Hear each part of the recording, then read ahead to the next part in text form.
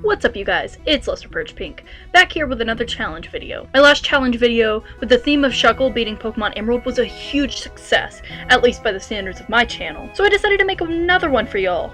Thank you guys so much for your continued support, and I hope you all enjoy this one as well. I really loved making the Shuckle challenge video, and I already knew I wanted to make another like it. Though I didn't want it to be the typical, can you beat insert Pokemon game here, with only insert forgettable Pokemon here type of challenge. I thought about it for a while, and one night when I was laying in bed and overthinking things, as you do, it hit me. It felt like a stroke of genius. Can you beat a Pokemon game with only a single Pokemon knowing only recoil moves? I did a quick search to see if anybody had ever done this before. No, probably because I'm crazy and masochistic, but here we are. I did a bit of research into which Pokemon could learn the most recoil moves, and a few came up. The one that stood out to me the most, though, was Emboar, which sports 4 recoil damage moves: Head Smash, Wild Charge, Takedown, and Flare Blitz. It's actually a pretty solid set of moves that covers its weaknesses while capitalizing on its strength, especially since its hidden ability is Reckless, which increases the power of recoil damage moves. So I'm doing an easy challenge, huh? Just run through the whole game, sweeping through it with my OP Emboar? Not exactly, or at least I don't anticipate as such, as I'm writing the script for this video as I go. Anyway, let me explain why this challenge is in fact a challenge, and not a Pink sweeps the whole game with an overpowered Pokemon. Recoil moves are powerful, yes, but they also have a drawback, that being the recoil that they do. The moves do 1/4 or 1/3, or in the case of Head Smash, 1/2 of the damage inflicted to the target, and brings it back to the user. So let's put this in perspective. I'm facing a Stoutland with 100 HP. I have Emboar use Takedown, and it takes the Stoutland down. Emboar takes 25 damage, as Takedown does 1/4 of the damage. This can be problematic when facing bulkier Pokemon in bigger teams. So, before we get started, let's lay out some rules. No using Pokemon besides the focal point of my challenge, except for HM slaves. Though I won't need too many, as this gen was the one where Game Freak decided to lay off on the need for HMs. No items besides held ones in battle, with the exception of items to stall a Pokemon's turn in the event of double or triple battles. This will just mean I either throw a Pokeball or use a healing item that won't have any effect. No pickup to get rare candies to trade up Emboar. I can get rare candies, but it cannot come from pickup. I see this as cheapening the value of a single Pokemon challenge if other Pokemon are helping to do the work. Well, for me at least. If you do it, that's cool. It's just my personal preference. That's really it. Now, onto the challenge. Professor Juniper introduces us to the world of Pokemon, which is rather strange in universe, because if we were living in that world, wouldn't we already know what a Pokemon is and how they interact with us? Pretty weird.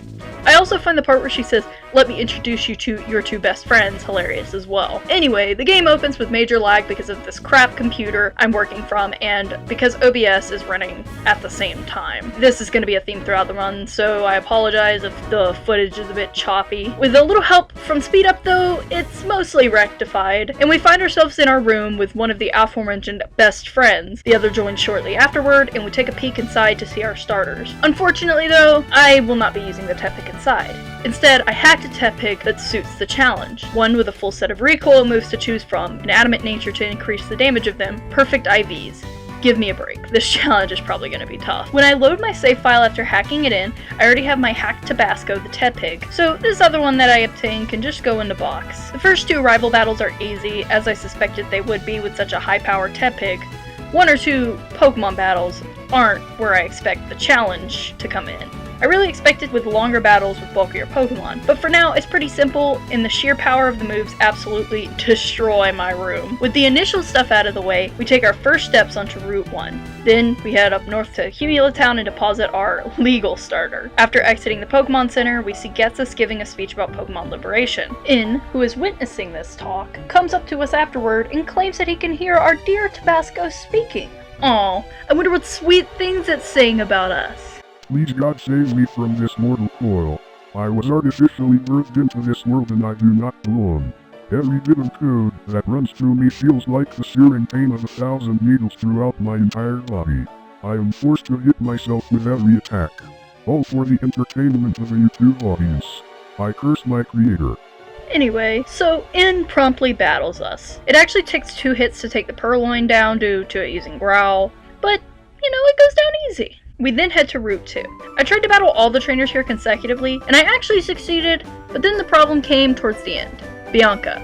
I completely forgot that the second battle with her was right at the Route 2 exit, so I was pretty low on health by then and couldn't heal. I was pretty neutral about the fight, and I knew it was pretty irrelevant whether or not I lost, but something happened during it that shocked me. Tabasco refused to follow my orders. I wondered why at first, and then I quickly realized that it was because I was not its original trainer, and that the trainer ID was the default one from the hacking program I used, and not mine. Therefore, it would not obey my commands if I didn't have the right badges. It never occurred to me that this would happen, and I was a little worried at first, but then I actually got excited. This would add another layer to the challenge in the early game, especially if I needed to come in clutch. It also provided a bit of a level cap. Not only that, but I was wondering why Tabasco seemed to be growing levels fast, and I realized that it was because I was getting a traded Pokemon boost due to it not having the same ID as me, which would make it grow in levels faster and therefore disobey me. It's kind of a double-edged sword, and it's fun. I decided against modifying Tabasco again and continued to press on. I retried the Bianca battle, and Tabasco disobeyed me several times in a row, though Snivy was unable to do much to it, even with a Leer setup. Tabasco eventually obeyed and took it out. The second battle with Aaaaand went much the same way. Tabasco refused to obey a few times, but it was largely simple. When he does hit moves, they're usually one-hit KOs. The Stration City, I don't know if I'm pronouncing that right, gym trainers were a testament to this. Without the disobedience coming into play, the challenge up to this point would be a cinch, but I can't speak for the rest of it, so let's go on. The battle against Crest was much the same. This battle is usually annoying in casual play if you don't pick up one of the 3 monkeys, and why would you? Luckily, Panpour used Work Up, while Tabasco refused to obey, and I was able to do this battle first try. With the trio badge under our belt, we don't have to worry about Tabasco's disobedience for a few levels, and we can finally use Cut to enter the rest of the Dream Yard. We see Bianca again and witness Team Plasma bullying a poor little Munna. This scene is actually really super messed up, and I remember seeing this on the release day at age 10, and I was like, man. Anyway, we beat up the grunts with ease due to Tabasco now obeying my commands, and he actually evolves into a Pig Knight. This is going to give us some extra firepower, literally and metaphorically. After doing the now completely useless Dream Radar stuff with Fennel, we head to Route 3. We beat up some preschoolers, and then take on the irrelevant twin double battle, which is necessary for some reason. I suppose it was a good idea to encourage players to have more than their starter on their team, but it is annoying for the sake of our challenge. I tried to use the same strategy that I and other challenge goers used for the necessary double battles, that being throwing a Pokeball at the opposing team's Pokemon, but for some reason, it wouldn't let me. Probably due to the double encounter mechanic in this game, though even after taking out one of the Pokemon, I still could not throw a ball. Whatever though, I fed an Oran Berry to my Cut Slave instead. I did accidentally use an X-Defend on Tabasco, which goes against the rules, but the battle was over anyway and the recoil damage is unaffected by stat changes, so it's fine. Afterward, we battle Aaaaand once again. He's a literal pushover. Wild Charge takes care of Oshawott, and Purloin can't do anything at all. My only concern at this point was passing our level cap before the next gym leader, which honestly is inevitable.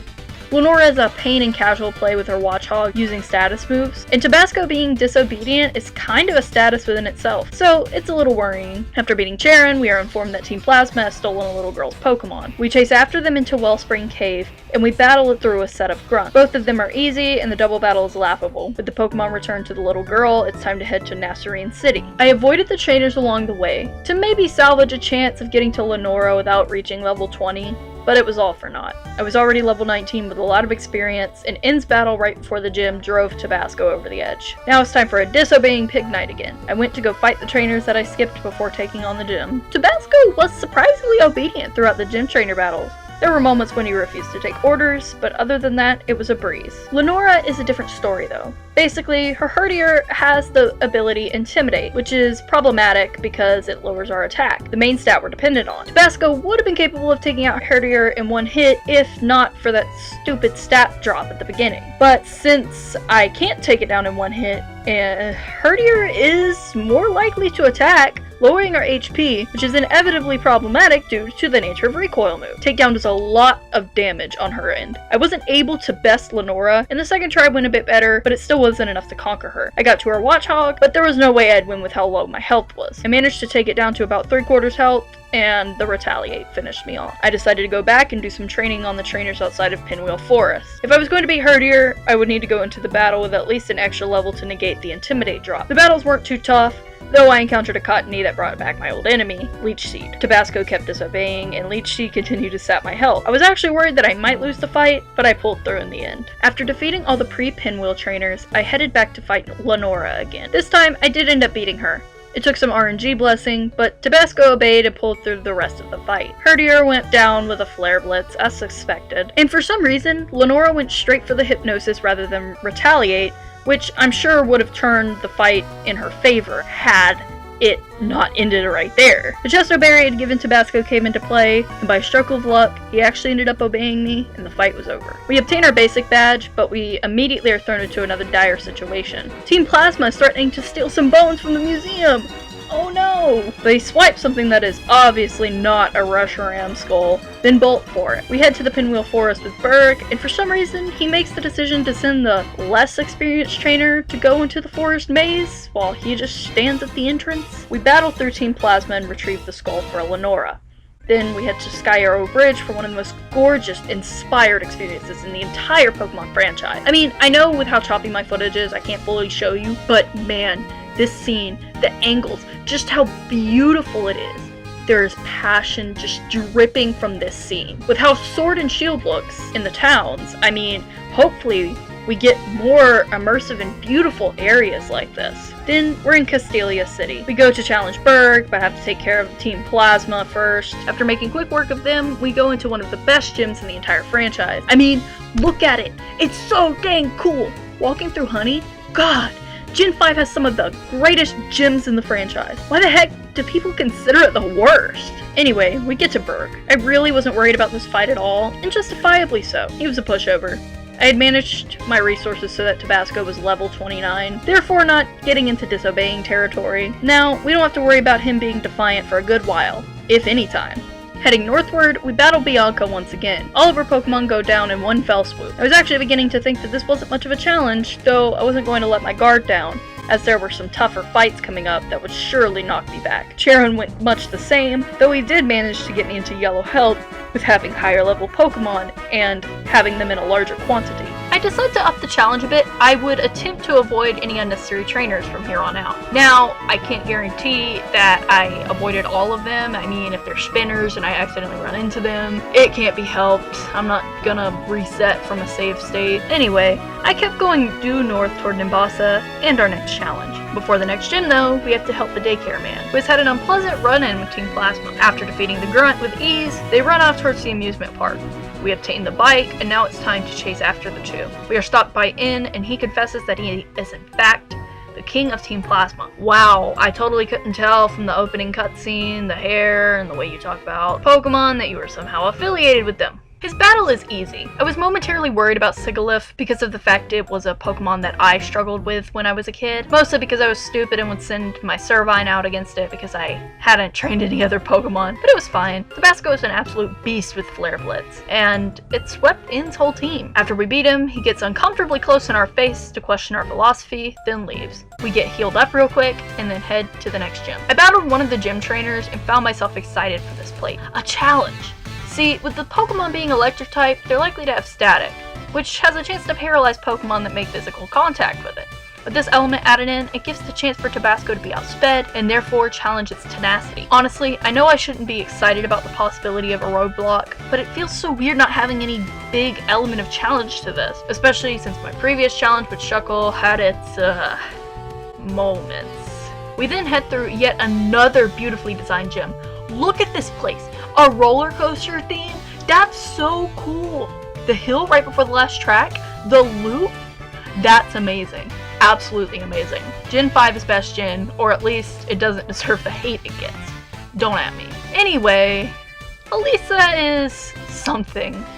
Her Pokemon outspeed Tabasco, doing some fair damage to him before he can even begin a recoil sweep. He also has the chance to get paralyzed, which didn't actually matter in the end, as they were much faster than him anyway.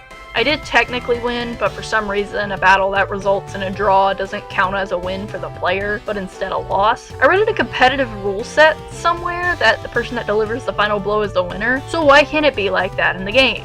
I ended up wiping out and went back to the Pokemon Center. A little frustrating, but it's fine. The smart thing to do would be to backtrack and obtain a Cherry Berry in Castelia, but why backtrack when I can rely completely on RNG? The next 2 times weren't all that lucky. I did end up getting paralyzed, but there was no way that I would end up outspeeding Zebstrika anyway. And for some reason, the second Emolga got pretty smart and decided to use Aerial Ace. It would be preferable if Elisa switched out Emolga with Volt Switch and it allowed me to take out the one with Aerial Ace, but no. The AI is actually being decent for once. Wow, decent AI in a Pokemon game? I don't know her. So basically, I'm gonna break my own standard that I said earlier and go fight a few trainers to get Tabasco to its final evolution. After battling the trainers on Route 16, Tabasco evolved into Imbor. I have confidence that this will be enough to help us beat Elisa with the increase in HP, defense, and pretty much all of its stats. But from here on out, let's try to avoid battling unnecessary trainers. I didn't win with Imbor the first time. The paralysis in the AI actually being decent this time is what got me, though victory was in sight. I tried the battle again, and well, it was easy. The second Emolga was stupid and tried Pursuit rather than Aerial Ace. I used Takedown to feint the Emolgas to better distribute my health, as Takedown doesn't do as much recoil damage as other moves in my arsenal. Then, 1 Flare Blitz later, Zebstrika was down, and Tabasco and I were victorious. We head towards the Pokemon Musical to finish our business in Nimbasa. We do an unnecessary dress-up game, though I had fun putting props on Tabasco. What a cute boy! Why must I be subjugated to constant humiliation? Why is this the world I live in? Can't you hear my screams of agony? Then, we head out to see Bianca's dad begging her to come home. Yet another example of Gen 5's gorgeous moments. I mean, look at this scene. The music, the way the characters are written, Elisa coming in and teaching them both a life lesson that fits in with the theme of the game. Such a touching moment. I love this game so much. I promise I'll take care of Bianca for you, sir. After that, we head towards Driftveil Drawbridge. But first, we have another simple battle with Charon. He does get my health pretty low, but it's all fine. Tabasco is an absolute beast. And there wasn't a single second that I was even worried. Then we see Alder. Charon is a jerk to him, like he always is. You know, they say we haven't had a rude rival since Gen 2. I mean, with the exception of Gen 7. But I digress. Charon is certainly a piece of work. It's like they couldn't decide if they wanted to have a friendly rival or a jerk one, so they made the ungodly love child of Blue and Brendan. But anyway, after an easy battle with a couple of preschoolers that Alder forced us to fight, we head across Driftveil Drawbridge. Got it right that time. Upon arriving in Driftveil to the sweet music, we are greeted by Clay, who blames us for Team Plasma escaping. What? This is the one time I've got to agree with Charon. That's really dumb. So you're holding a gym battle ransom because of your incompetence? That's something that's always driven me crazy about this game. Anyway, onto the cold storage. The ice puzzle feels a lot easier than it was when I was a kid. All the trainers are avoidable, but I got a little greedy and went to obtain an item that was guarded by a spinner. Had to battle him, but it was no big deal. I used Takedown a few times and it was over. Then, battling against Team Plasma Grunts in the freezer was easy as well, though I was cutting it really close with health. Had I healed between fights, it would have been no problem, but it was still concerning. Had I used any other of my moves besides Takedown, I would have been sent back to the center. There are a few instances in this game where it forces you to fight a series of mandatory fights, so I'll keep it safe. Upon returning to go to the gym, we see Getsus talking to Clay. For some dumb reason, Clay lets Getsus take the grunts back. Also, the Sage, despite him being suspicious of the group's motives the entire time. So I'm the bad guy because I allegedly let the grunts go by complete coincidence, but after you recapture them, you're going to let them go? Are you serious? I can't wait to click Clay's butt with my Imbor. But first, this dumb gym puzzle. Great motif, but annoying puzzle. It's been about a year or two since I last played Black and White, and I completely forgot how to do it. I ended up accidentally fighting every trainer in the gym. Oh well, more experience to beat Clay with. Clay was a pushover. I was temporarily worried about Palpitoad, as it's a fairly bulky Pokemon, and all my moves besides Takedown were resisted. But it went down with 1 Takedown, and Excadrill with 1 Flare Blitz. With Clay beaten and our Quake badge in hand, we can finally head through Chargestone Cave. But first, it's time for another battle with Bianca. I took an all-out offensive strategy because of the Intimidate attack drop, though I'm sure I could have swept her with Takedown. Every single one of her Pokemon went down with 1 hit, as expected. After going back to heal, now it's time to actually head towards Charged Stone. I was a little worried about health, but after avoiding all the trainers I could, I battled the doctor on the second floor of the cave. Basically, after you defeat a doctor or nurse in this game, you can talk to them over and over and they'll heal your Pokemon each time. Luckily, the doctor is positioned right before the Team Plasma section, so I was able to heal off the recoil between fights. I also managed to obtain a Leaf Stone from one of the phenomena, which was shocking. It's roughly a 10% chance to find a stone in one of the dust clouds. So that's pretty cool. A good luck charm, I suppose. I healed again before taking on In. He was simple, nothing too special to speak of.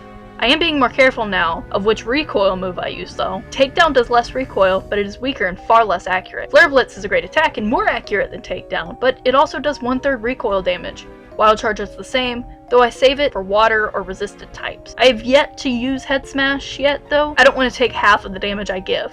I'll simply save that for a later time in the run, but I do have my suspicions about which fight I'll end up using it in. In is finished off.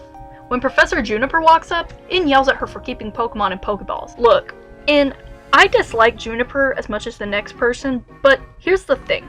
If you take a look at In's teams throughout the game, he catches every species of Pokemon in that area. That's more than I'd usually catch in my casual playthroughs of the game. So, who's really the bad guy here, In? You hypocrite? Exiting Chargestone, we meet Professor Juniper's father. Hey, bud, I hate to tell you, but your daughter's kind of an unpleasant clod. I blame your parenting. Anyway, he upgrades our Pokedex, which is completely worthless. Then Skyla tells us that there's a sick Pokemon on top of the Celestial Tower. Dude, it's a resting place for Pokemon. They won't have to carry the body far.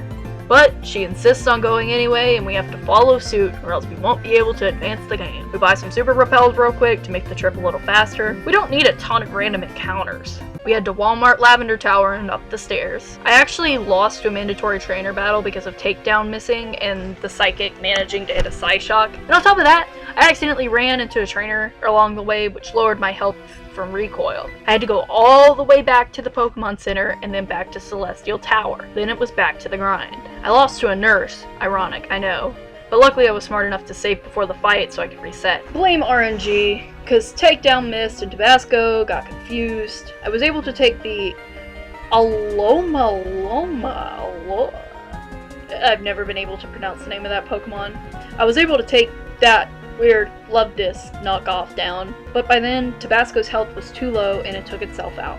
I beat the nurse on the second attempt, and with that we were ready to press on. The rest of the tower was no problem. By the time we get to the top, Skyla has already given the sick Pokemon a max revive, and it's gone. Well, looks like they won't have to add another grave into the tower. After all, one more and we might not be able to escape. Skyla tells us to ring the bell, and it's said that the sound of the bell resonates with the soul of the person. When we ring it, she tells us that we have a very pretty sound. And now I feel bad for all those dead Pokemon jokes I just made. Let's take a listen of what she's talking about, shall we? Now it's time to head for the gym. Again, the design and motif of this gym is amazing. We're being blasted out of cannons? That's incredible! There was so much passion and thought put into this game, and I still have no idea why people raise Cain about it. Soaring through hoops is so cool, but that little moment at the end, when you slam your face against the wall, that's a child endangerment lawsuit waiting to happen. One phone call to our lawyer later, we're at Skyla. I'm not too worried about this fight, but I'm not about to let my guard down. She does have a type advantage over us. Usually I go back to the Pokemon Center to heal before the leaders, but I'm just gonna use items this time around. I swept through the whole team without any sort of problem. I didn't get outsped once. I'm starting to think that maybe a few things about this challenge should be tweaked, but for now, we're too far in to change anything. We leave the gym and In is waiting for us. Luckily, we don't have to battle him, but we do have to listen to Team Plasma's entire scheme, or at least the surface level one that doesn't involve gets us using In as a puppet. Really dumb for villains to do that, but oh well, we don't really have to worry about that until later. We head to Twist Mountain to have another battle with Charon. As usual, he's kind of a jerk, but still a pushover. Alder compliments our battle and gives us an unnecessary HM. We then head through Twist Mountain and on toward the 7th gym. Unfortunately though, I got distracted between the time after Charon's battle and heading towards the entrance, and the hiker there was able to take me out. That's some BS right there. The rest of Twist Mountain was pretty straightforward. Also, it's winter in game, so it made navigation a bit easier. Charon yells at some plasma grunts, then we head to Assyria's city. I apologize if I've been mispronouncing stuff this whole time. The names in this game are especially confusing. especially because I think they're named after clouds, the towns in this game. Anyway, Juniper's dad tells us about Dragon Spiral Tower, even though I say I know about it. Now, with that over with, we're finally free to move about the city. I'm not even worried about this next gym. We've faced more difficult trainers than this, and honestly, we've mowed them down. Nothing really noteworthy happens, besides the fact that this is just a cool gym puzzle. It's just... Alright, I'll stop. The next challenge for this channel is the "Can I go a whole Unova playthrough without praising the design and direction?" challenge. After sliding through the gym, we get to Bryson. As I suspected, the battle was not hard in the slightest. Heck, I even went to the battle to face Bryson and I forgot to hit record, so I had to restart the battle to hit record, and that just tells you how not concerned for this I was. I outsped all of his Pokemon, being, you know, around 20 levels above his entire team. Now, I'll just show you guys the footage of one of the coolest gym exits in the entire series. Look at me slide! Though, I do wonder why some gyms have bottomless pits. Kinda gives me vertigo. Seems like another liability lawsuit. Before we can step outside to call our lawyer, though, we see Charon and Bianca waiting. We have a nice little conversation before Bryson comes out, demanding to know who someone is. Turns out the Shadow Triad are hiding, and they inform me that I am to come to Dragon Spiral Tower. Aw, shoot. Here we go again. We scale the tower. Without going too in depth about what I love about this place, the toppled column bridges are so cool and the design is just amazing. I was worried about one section of this tower, which was the consecutive battles with Team Plasma, 4 of them in a row to be exact. I used up all my super potions to get Tabasco's health up for a good sweep and went ahead. It was simple, but it was a lot of worrying. One takedown miss could mean I would have to start all over from the beginning, and that was nerve-wracking. Mostly, it was just timing the takedowns and flare blitzes, and distributing the health equally. I do make it on the first try, and I head up to the peak of the tower for one of the best cutscenes in the entire franchise. The 3D Reshiram model contrasted with the 2D in-drawing sprite thing. Seeing this for the first time when Pokemon was still mostly in 2D, and, you know, a little rough on the effects, it was amazing. It still dazzles me even at this age. So Reshiram has chosen In as the hero. In acts like he's better than me and that I totally couldn't take down Reshiram with a head charge right here, right now. He flies off into the sky and I go to regroup with Juniper's dad and the rest of the squad. We discuss our next course of action and decide to head towards Relic Castle to try and find the Dark Stone so that I can obtain Zekrom, even though I totally will not use it. I mean, why would I when I have a sweet Pokemon like Tabasco? We backtrack to Nimbasa City anyway because we can't advance the story if we don't. We head towards Relic Castle and fight through the buffeting sandstorm. I make quick work of the doctor at the entrance to have a healing failsafe. Now it's time to head inside of Relic Castle. With some fancy footwork, we're able to avoid all the trainers inside of it, except for the mandatory Team Plasma ones. I did have enough health to get through all of them without healing, but unfortunately the last battle gave me bad RNG and wiped me out.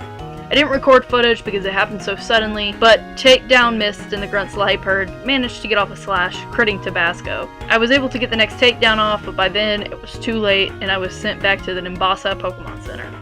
So much for a failsafe, huh? Getting back didn't take as long as it was before to get there, but it was still annoying. Eventually, I made it to the ground floor where Getsus is talking to Alder. Getsus low-key pokes fun at Alder for being emotionally destroyed by losing his Pokemon partner, and congratulates me for being chosen by In.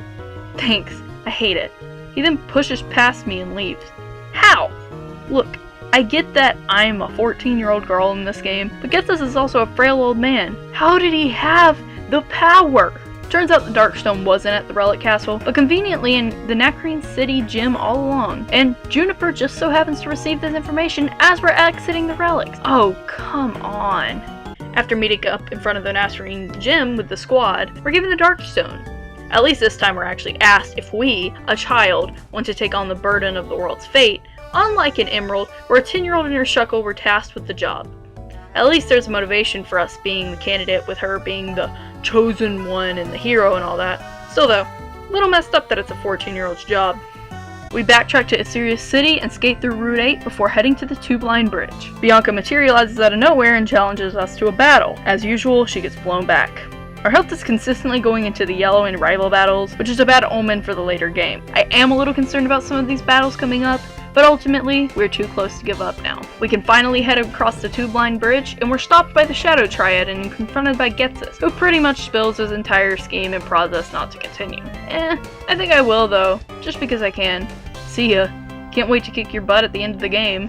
Arriving in Opelucid is a cinch, and we see Ghetsis giving another speech. We meet up with Drayden and Iris, and they explain the legend of Reshiram and Zekrom.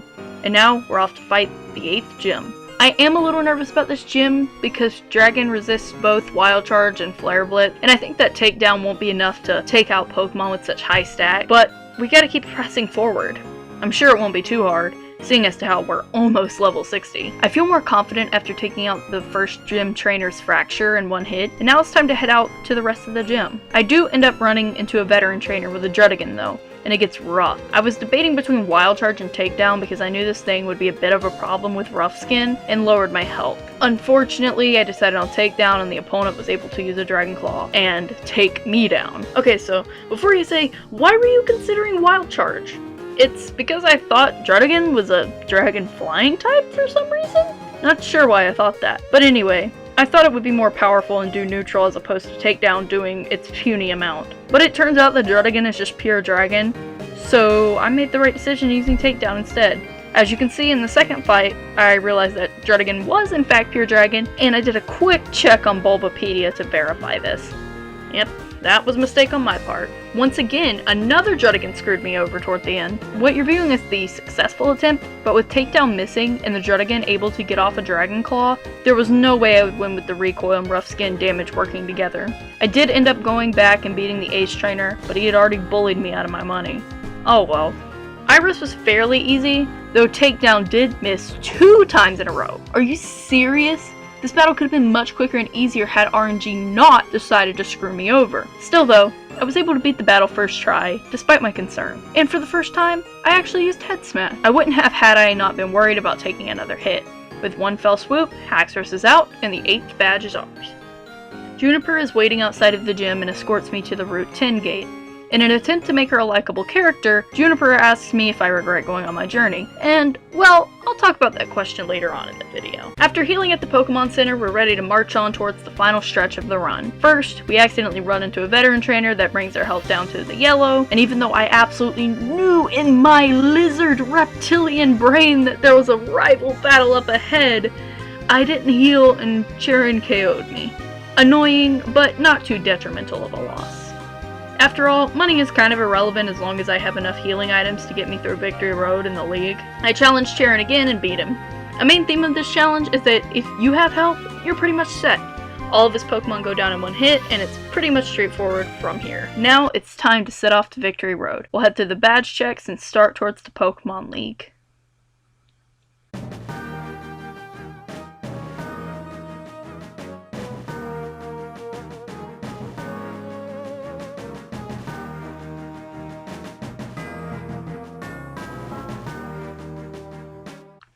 No! Stupid encounter ruining the dramatic moment. Go away! No. I don't want to slide on the ice puzzle. I want to go straight in the middle. You know what? Who cares? It's fine. We're fine. Now it's time for the long haul through Victory Road.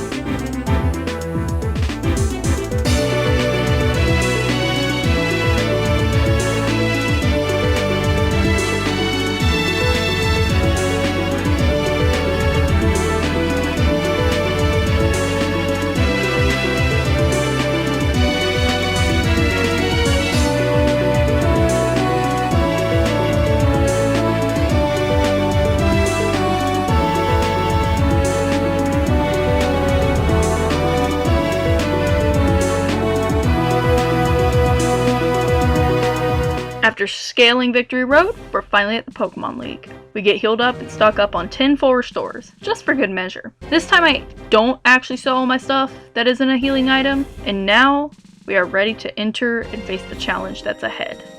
I knew that this wasn't going to be easy, even if we really had swept the entire game. I swept through most of Chantal's team to my surprise, even with Cofagrigus taking away Reckless, which worries me for Ghetsis' fight in the endgame, but we'll get to that later. The only Pokemon I couldn't take down was her Chandelure, and in retrospect, I probably should have used Head Smash on it instead, especially with Reckless being gone. But I chose Wild Charge for some reason, rendering it at yellow health. It was able to finish Tabasco with a Psychic. On my second attempt, I was a bit wiser. I went through the whole battle with Flare Blitz, then used Head Smash to finish her Chandelure off. This move being super effective gave Tabasco's firepower that one last push to finish off the match. Now, with Chantal down, it's time for Grimsley. There was not a single moment I was worried during this battle, even when his Liepard used Fake Out. With this being as irrelevant as it is, and there's footage to play in the background, let me say this. Why did Grimsley return in Sun and Moon? I mean, like, he's a cool character and all, but why does he look like a complete mess? Why did Game Freak feel the need for him to return? It's such an odd thing to randomly insert him into the game. Cena and Dexio sort of made sense with the Zygarde thing, but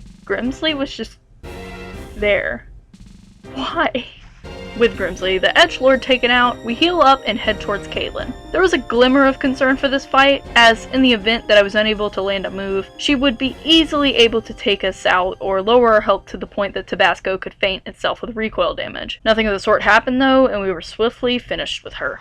Okay, so I wrote this long paragraph complaining about Marshall's fight, but after a bit of research, some of my complaining was unjustified. My original problem was that I thought that Throw had sturdy and that I couldn't take it out in one hit because of that, allowing it to use Bulldoze and therefore lowering my speed. And you can see me doing that in this first fight. As it would turn out though, Throw can't even get sturdy.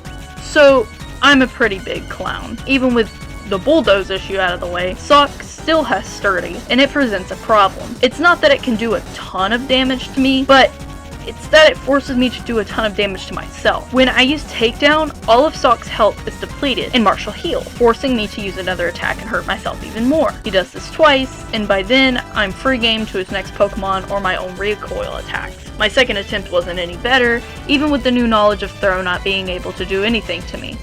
Sock is still problematic with the sturdy healing strat. I could probably do this fight easily with healing items, but that's against the rules. So we're SOL, fellas. I'm going to try this fight a few more times before taking any drastic measures. After actually trying the fight a few more times, I have come to this conclusion that this fight is unbeatable in our current state. Luckily, I haven't used any elixirs, so I can just allow myself to take the L and keep the experience that I've gained from fighting the Elite Four. Sorry, Unova. You've gotta wait for your hero to grind a bit.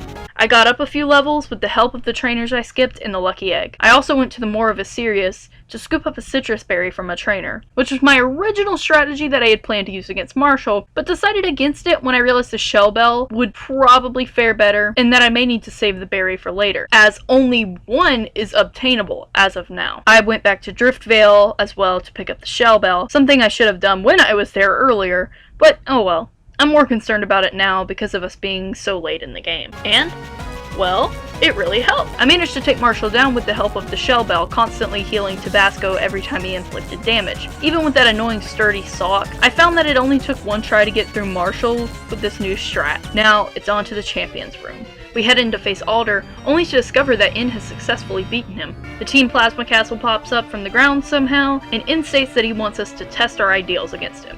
He heads into the castle, and so do we. The 7 sages attempt to stop us, but in one of the greatest moments, and I'm talking about greatest, up above everything else, in any Pokemon game, the gym leaders come to back us up. Wow! Oh my god! Finally! For years, Pokemon fans have been asking why the heck the gym leaders don't join the fight in the first place, leave it up to a kid to decide the fate of their region, and, in certain situations, the entire world. I think it's an obligation as, you know, the elite trainers of the region to use all your force against an enemy, threatening things on such a large scale, but whatever. The Unovan ones do that, and for that, I respect them. While they're holding the sages back, we make a break for the stairs. After healing our Pokemon, we are led by the Shadow Triad throughout the castle. They lead us to In's room, which is one of the creepiest places.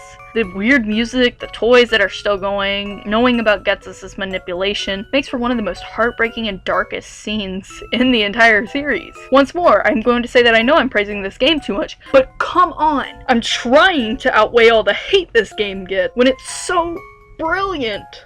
Anyway, we head to the throne room where In is waiting. He comes to us, monologues about truth and ideals, and points out that Zekrom hasn't come to us yet. Yeah, because it knows it's not going to get used in the slightest. In then summons Reshiram, who just eviscerates the castle wall to come to him. Zekrom finally responds to this and comes out. I just chuck a Master Ball at it to avoid the struggle of capturing it, because apparently I have to capture it to advance the plot, but in the end, it's worthless. With the box art legend captured, it's finally time to start the battle within. The game forces you to have Zekrom first, but I simply chucked balls at Reshiram until it fainted Zekrom so I could send Tabasco out. It actually finished it with a Hyper Beam, which put me in a sort of interesting situation where technically it goes against one of the integral rules of mono Pokemon challenges, where the previous Pokemon, if you have to have a Pokemon out beforehand, shouldn't affect the battle in any way. But I kind of talk about that in a little bit. Anyway, rest in peace, Zekrom. Your entire purpose was for naught. Also, why are you calling me a thief? Team Plasma literally steals Pokemon. It's kind of like your guys' thing to liberate Pokemon from people, you know, stealing. But when I do it, I'm the bad guy. I see how it is. I'll just play Coliseum instead. Now, I want to insert this little clip here as a retrospective. I wrote the next part of the script before going through the hell I had to endure these past few hours. But let me tell you, good God, this is what I was talking about when I said in the beginning I didn't know if this challenge was possible. This next part of the game is absolutely egregious. The biggest roadblock thus far has been Marshall, and that is absolutely nothing compared to these last two fights. Grab some popcorn, a soda, settle in. You ready? Good. Now, my naive self will take back over.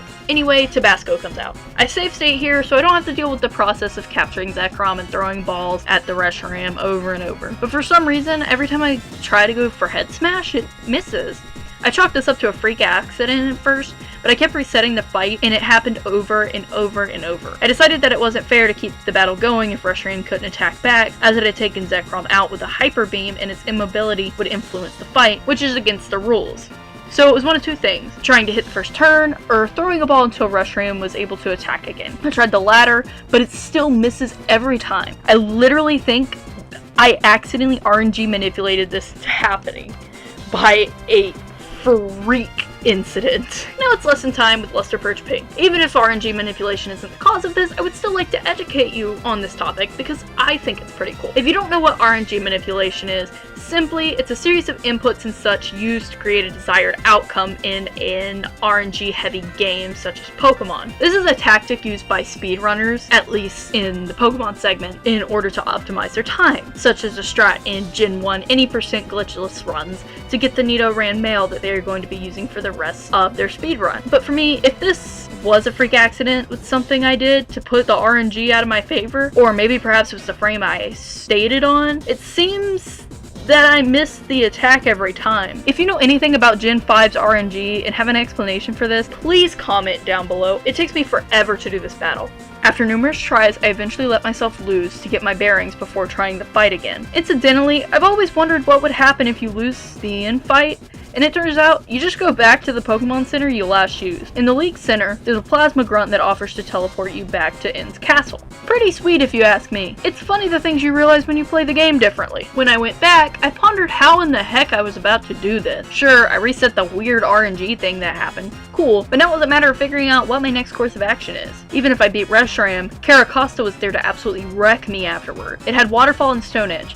Two moves that could do a fair amount of damage to me and prevent me from finishing the fight, as the recoil damage racked up along with the damage from the moves. I decided to take a different approach. I was back at a center, so first I boxed Zekrom so I wouldn't have to deal with the ball throwing anymore. Since I used the Shell Bell for the fight against Marshall as opposed to the Citrus Berry I had picked up, I decided that the berry would be preferable, as a number of attempts switching between save states showed me that a Citrus Berry route rendered me with more health than the Shell Bell did. Now I had to figure out how to combat Caracosta. I had originally been opting to use Takedown to break it sturdy, while doing minimal damage to Tabasco. However, it would take the 2 turns it took to whittle it down to get a hit on me in between my attack. Waterfall was my main concern. How could I combat it? How could I stop Caracosta from ruining my run? Then it dawned on me.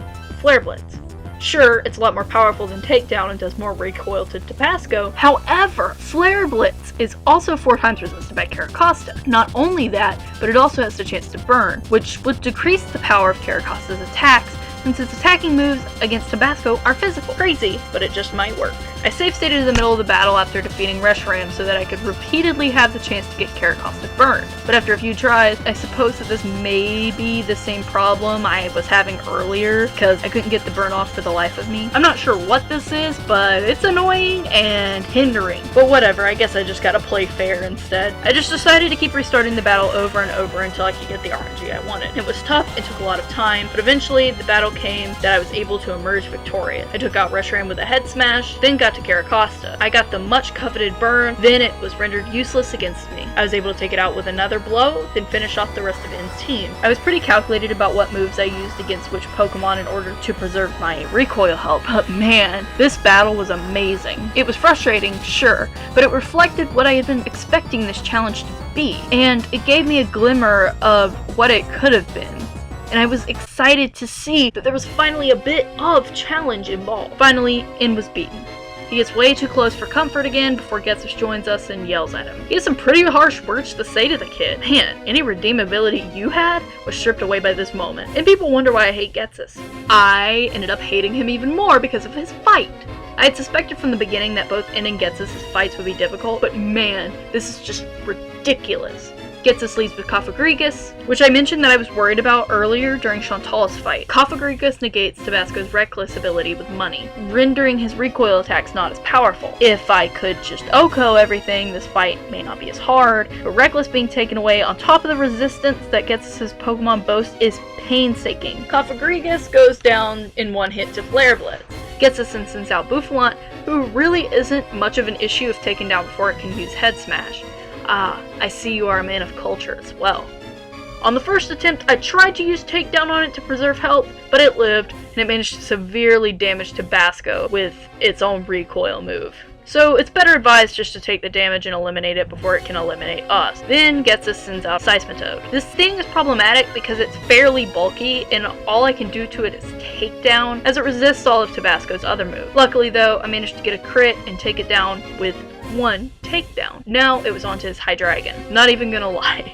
I save stated here because I knew it could easily finish Tabasco off. My plan was to head smash it and let that be the end of the thing, but yikes. I locked myself into that weird RNG state again, and head smash always missed. Hydreigon knows Surf, which can do a fair chunk of damage, so even if I get to the next turn, it's difficult to do anything to Hydreigon without putting Tabasco in a dangerous spot. After trying this fight a few times, reloading from save states, etc., I knew that I would have to go about this with more strategy. I allowed myself to lose the fight and am brought back to the league. Here, I equip the Shell Bell to Tabasco so that he can gradually regain health throughout the fight. I would equip a Citrus Berry, but there are none available at this point in the game besides one from an in-game trade. And honestly, I feel like that's cheesing. I tried to look into health restoring berries, but to no avail. This game kinda screws you over with the berries because they rely on the dream world, so the Shell Bell will have to do. I also take this opportunity outside of the league to scoop up the rare candies I have been neglecting the entire game. There are 10 in total I haven't obtained yet that are available up to this point without any special conditions, such as winning 7 subway battles for the one in Anvil, and now it's time to go seek those rare candies out. I'm fairly sure that I don't need to get to level 100 for this challenge, so I won't be grinding up all the way. I'll just let these rare candies carry me to victory, and if they don't manage to, well, then I'll make a decision. I used the 10 rare candies I obtained to get Tabasco to level 88, and from then on, it was a slaughter. It took me 2 tries to do this, only because I was being too careful with Bouffalant again and used Takedown instead of Flare Blitz. I reset and used Flare Blitz instead. Even with Reckless being gone, I still managed to beat Getsus. Seismitoad went down to a Takedown, thank goodness. Tabasco missed his first Takedown on Hydreigon and it managed to get off a Surf, but that wasn't enough to do any detrimental damage. A Takedown was enough to faint it. Electros was also defeated swiftly by a Takedown. Bisharp was down with a simple Flare Blitz, and with that, the final battle of the game is beat. Alder and Charon arrest Getsus. I wonder how long that's gonna last. N takes me to his throne and talks to me about how he heard my Pokemon talking about how much he liked me. Aw, how sweet of you, Tabasco. This man is a fraudster. I am seething with rage. The only bitter relief I feel is in knowing that she will never use me again, and that I may rot in peace within the confines of this realm. Good riddance. I'll see you in hell. N gets in our face one last time to tell me to pursue my dream, then sends out his Reshiram and rides it into the sunset. With that, the credits roll, and the game has officially been beaten. No, like, deception like last time with Steven. Literally, the game is over. So, as a recap, can Pokemon Black be beaten with only recoil moves? Yes, I was actually expecting this challenge to be much harder than it was. The problems I had with In and Getsus at the end was what I was expecting for the entire run, but the reality was not that in the slightest. The hardest part of this run was just estimating how much health I needed and how frequently I needed to heal between fights, though that plasma consecutive battle part really had me worried. I took some time throughout the playthrough to reflect on what could make this run much more challenging, since this is the first run I have seen of its kind, and I put basic limitations on it, which ended up making it way easier than it should have been. Here are some points that I came up with. Start off with 0 IVs. This is a nerf to the power that you will get later on in the game. Don't allow held items. I found that harder battles such as marshals were aided by held items. This could add a whole other layer of challenge, though I didn't use held items for most of the game, but it did help in the later game where it mattered. Combine this and the No Pokemon Center challenge. That's pretty self-explanatory. I don't know, interesting. Match the hacked Pokemon IDs with yours. This was my fault and I should have changed it as soon as I realized. I wanted it to be a sort of challenge in and of itself with a level cap, but it was moot around Elsa's gym, and instead I was left with the benefits of the increased trade experience.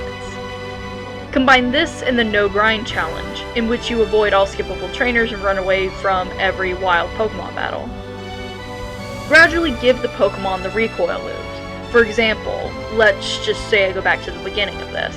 I start Tabasco off with just Takedown and tack on the other moves at certain level checkpoints. Like I could give him Flare Blitz at like level 25, just to nerf the Pokemon. Anyway, these are just some suggestions. This was more of a test run of a new concept than a really big challenge. I haven't ever seen this done before in a full playthrough, and just wanted to test the waters. Now back to Juniper's question earlier. Do I regret doing this? There were some really boring points, I'd say. The recoil moves were a bigger help than a hindrance, rather than like I had originally hypothesized. At some points, it felt like I was just playing through a regular Pokemon game, only I had to heal more. If I wanted to play Pokemon White, I would have just picked up my copy and done it. On the other hand, it was exciting to try something new, for something I'm passionate about. I really had fun making the Shuckle challenge video. And while this challenge wasn't nearly as enthralling, it was interesting to try a challenge of my own creation and learn the logistics of it.